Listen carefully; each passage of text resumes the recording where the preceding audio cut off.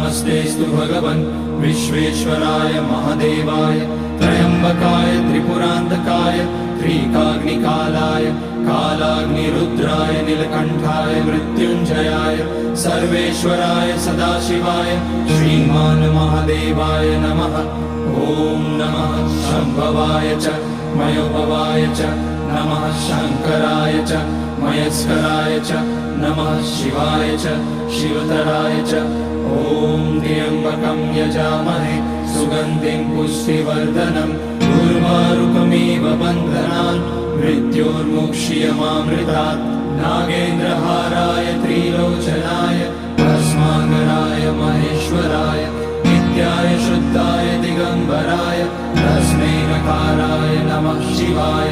Mandakini सलिलचन्दन चर्चिताय Nandishwar प्रमथनाथ महेश्वराय